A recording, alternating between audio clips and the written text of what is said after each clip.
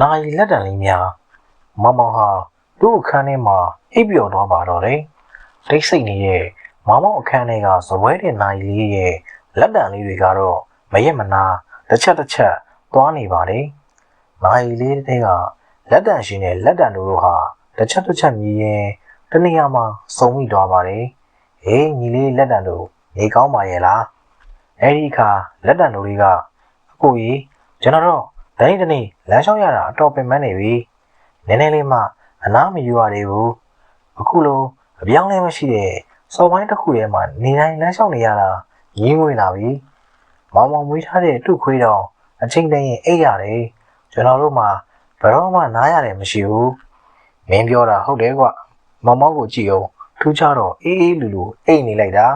မနဲ့မိုးလင်းရင်ဒူးကိုနှိုးဖို့တောင်းဝင်ကိုငါတို့စီလုံးအပ်ထားတယ်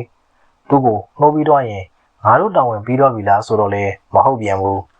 တစ်ချိန်လုံးလမ်းလျှောက်နေကြရတယ်အဲ့ဒါလောက်အလုံးများလိုက်တဲ့ဘဝကွာငါတို့လမ်းလျှောက်တာကိုရက်လိုက်လို့မရဘူးလားညီလေးလက်တံတို့ရတာပေါ့ကိုကြီးလက်တံရှည်ရ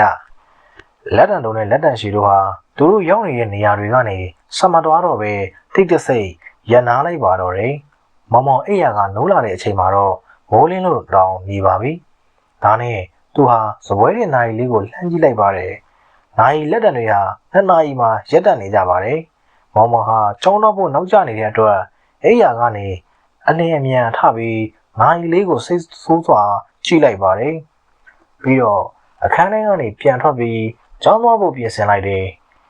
မောင်မောင်ရင်အလင်းစလိုဖြစ်နေပုံကိုကြည့်ပြီးလက်တံတော်လေးကရင်မောလိုက်ပါတယ်ဟာမောင်မောင်ကြီးဒီနေ့တော့ငါတို့ရဲ့အရေးပါမှုကိုမင်းသိသွားပြီမလားမောင်မောင်ရဲ့အဖေဟာဆက်ရက်နေတဲ့နာရီကိုယူလိုက်ပြီးနာရီပြင်စရာစီတွားပါတော့တယ်နာရီပြင်စရာကနာရီရက်ဆက်အတွင်းပိုင်းကိုဖွင့်ပြီးတေချာစစ်ဆေးကြည့်လိုက်ပါတယ်အမရင်တုံးတရားရှာမတွေ့တဲ့အခါဆရာဒီနာရီမှာဘာချိုရင်းချက်မှရှာမတွေ့ဘူးဖြစ်နေတယ်ဒိတ်ဟောင်းသွားလို့အလုံးမလောက်တာပဲဖြစ်လိမ့်မယ်မောင်မောင်ရဲ့အဖေဟာနာရီကိုပြင်ဆိုင်ကနေပြန်ယူလာပြီးပစ္စည်းအဟောင်းတွေထည့်ဂျက်ဖာထဲကိုထည့်ပြီးတင်းထားလိုက်ပါတော့တယ်ဂျက်ဖာကိုတင်းလိုက်တဲ့အခါ